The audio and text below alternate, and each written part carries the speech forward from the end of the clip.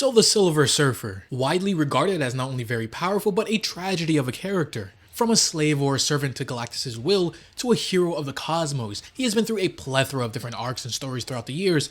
But what if he was in new territory, someplace where everything is different yet familiar?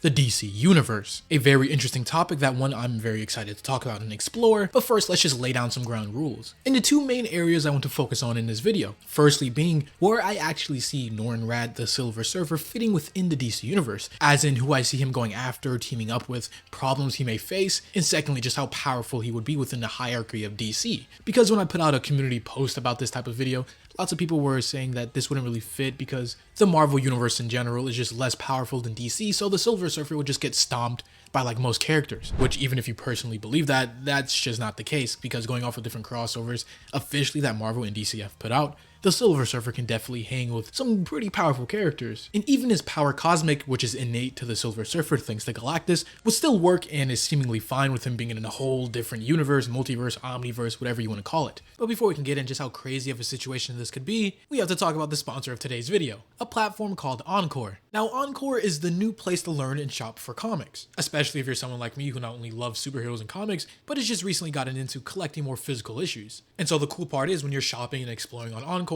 real collectors will not only show you what they're selling, but many will actually share stories and knowledge about the comics themselves, so you can essentially learn while you shop. And because Encore is very new, there are some very interesting features, such as the auction, which seems to be very popular. So instead of just buying whatever issue or comic at full price, you can actually set your own price and bid yourself, even going as far enough to get notified 5 minutes before it's over, so you can snag and get whatever issue you've been thinking about. Another really cool thing that I like about the platform is that it takes trust and safety very seriously. All of the sellers are not only ID verified, but Encore, the platform itself, guarantees to protect you if your item doesn't come as described. There are of course other avenues and features such as giveaways that are completely free to enter. Encore even pays for the shipping, so if you don't win, you don't pay a dime. So if you love comics and superheroes just like me and want to increase your collection, or maybe even just support the channel, use my link down in the description and comments to download Encore yourself and start winning crazy deals on whatever comics you have your eyes on. But for now, back to the video. So to set the stage a little bit, the Silver Surfer is still early in his career working with Galactus,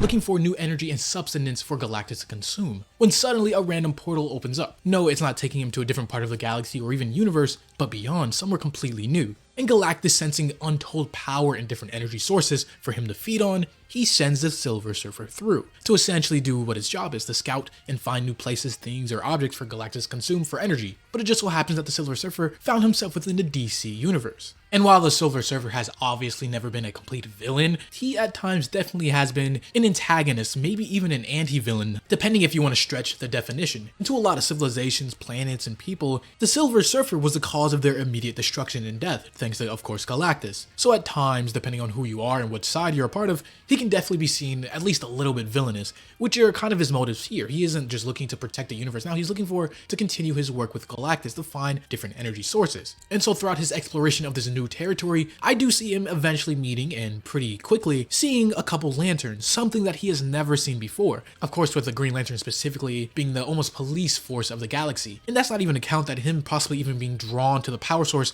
that is the emotional spectrum. Because him having the power cosmic and having something called a cosmic awareness, he is just very aware of different power sources and what they can do. And speaking of powers, this is a perfect time to go over what exactly the Silver Surfer can do. Because of course, the power cosmic, which originates from Galactus himself and only really he gives it out, can pretty much do anything short of just absolute reality warping. But I mean, depending on how you use it, it can get pretty close. He can augment his durability, his super strength, speed. He can go intangible, manipulate souls and other abstract ideas, even able to manipulate matter itself. Which, yeah, like I said, putting all that together, essentially can do the exact same thing that reality warping itself can, except, you know, just to a lesser extent. I say all of that just to say, once he encounters any type of lanterns, green, no matter what color they may be, if they're not any type of name character like your Hal Jordan, your Atrocitus, or whatever have you, they are essentially going to get steamrolled. While yes, the Green Lantern rings are some of the most powerful artifacts in the DC Universe, you know, the power cosmic, which would work here since it's innate to the Silver Surfer himself, is just so versatile that any average lantern pretty much is guaranteed to lose, in which that's exactly what probably would happen. For whatever reason, you can fill in the gaps. Once the Silver Surfer and the Green Lanterns come to blows, eventually Norrin Radd emerges victorious, and he goes about his way. Not before, of course, stopping to ponder what kind of energy source the Green Lantern constructs even are. But the thing about this is, with the introduction of a power source like the power cosmic, certain cosmic entities or certain, powerful people within the DC universe would definitely take notice. In this case particular being the Guardians of Oa, which could be a big problem for the Silver Surfer moving forward. Either way though, eventually with him continuing on his journey to explore and find out what he can, I see him potentially crossing paths with the main man himself, Lobo. Of course, with Lobo being essentially a space assassin or mercenary, Lobo would be very alert to whatever news floats around, especially if the news is a guy flying through space on a surfboard wielding an unknown and very powerful power source, in which the Silver Surfer versus Lobo is a very interesting matchup, because Lobo is iconically known for being very hard to kill. Yes, he can regenerate his physical body, but even his soul,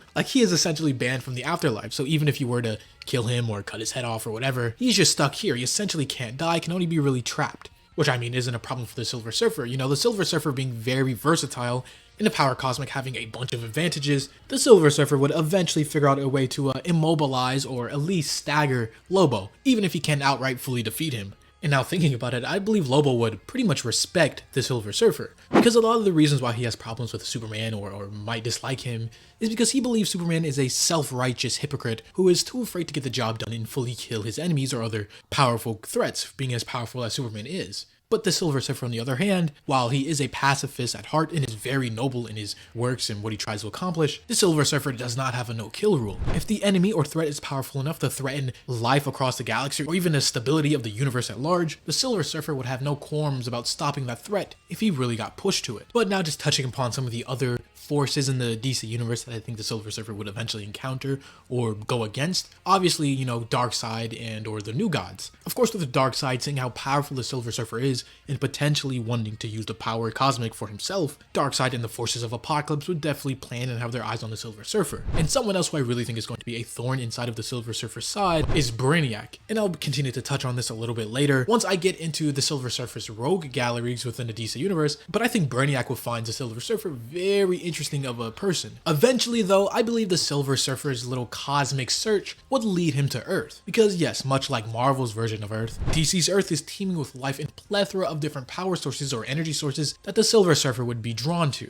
Such as the Speed Force or many different magical sources controlled by Dr. Fate, Raven, Zatanna, Constantine, etc. Now, of course, with someone as powerful as the Silver Surfer arriving to Earth, the Justice League and other heroes will be the first to respond.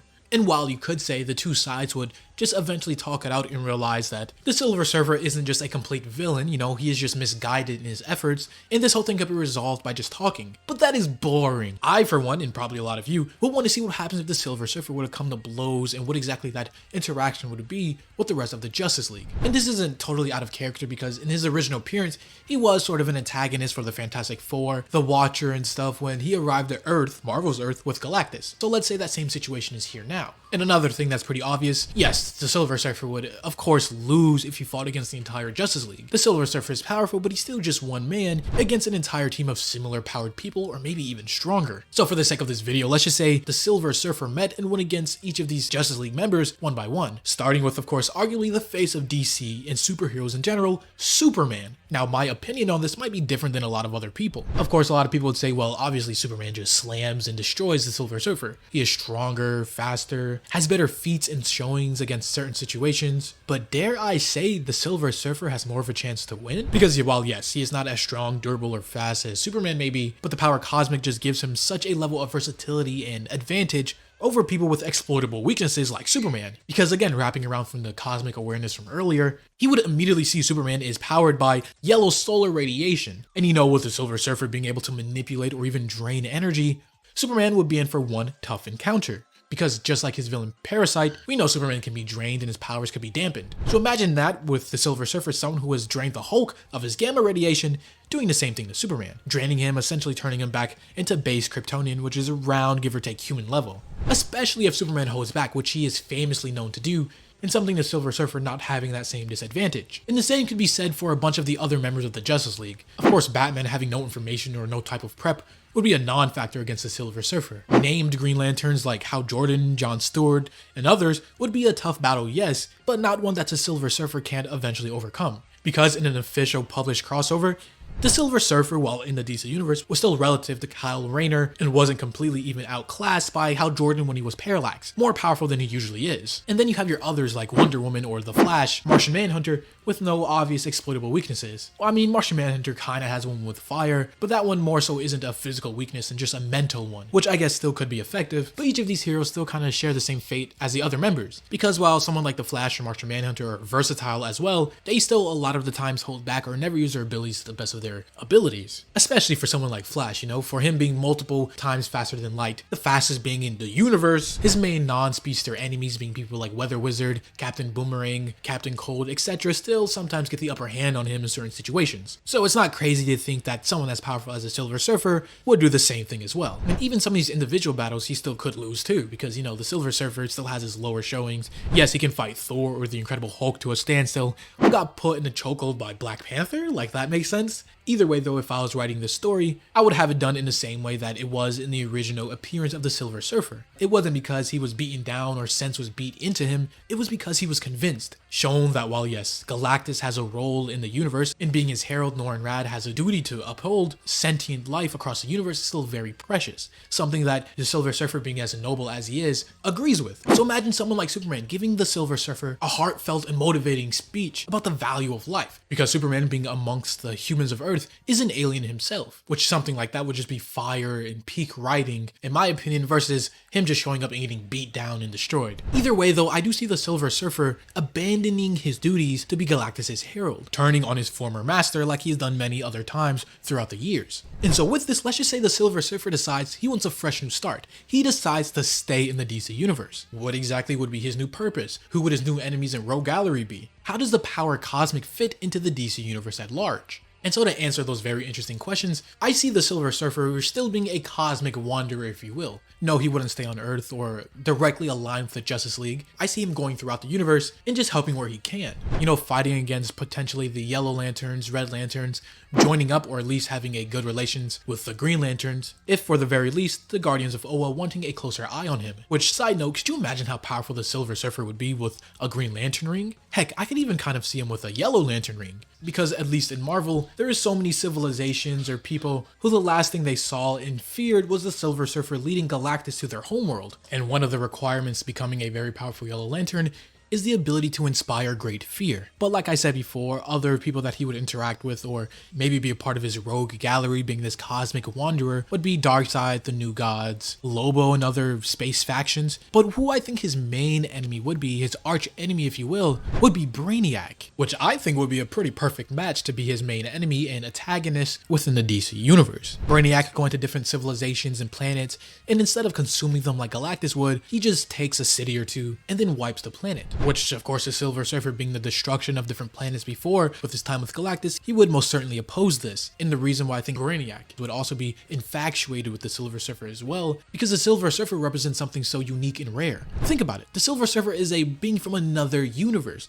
with an untold and unknown power source, the power cosmic, with almost universal levels of power. And Brainiac, at heart being a collector, would want to study and capture the Silver Surfer for his own selfish gains. Heck, maybe within the DC Universe, the Silver Surfer would put together his own kind of team, much like he did with the Defenders over in Marvel, pulling together a bunch of different people from across the universe, very powerful people, to act as another team or group to protect the universe from other cosmic threats. So yes, while there is a bunch of different situations the Silver Surfer could find himself in within the DC Universe or other people he could meet, or even the places he found himself within this video could have ended wildly different. That is just how I see everything going down if the Silver Surfer invaded the DC Universe. But enough about me, what do you think? Do you think the events here will go down the same? Do you think it will be wildly different? Or maybe you have other ideas and interesting things that could happen with Norrin Radd being in this whole other universe? Let me know everything down below in the comments. Of course, if you did enjoy this new different style of video, leave a like or just subscribe. And I'll definitely try to put out more stuff just like this. Maybe even other type of videos, like what if Spider-Man went to Gotham, or Krypton was in the Marvel universe, or maybe even something like what if the Viltrumites existed in DC. But of course, this is AJ here at the Hero Informer, and thank you for watching.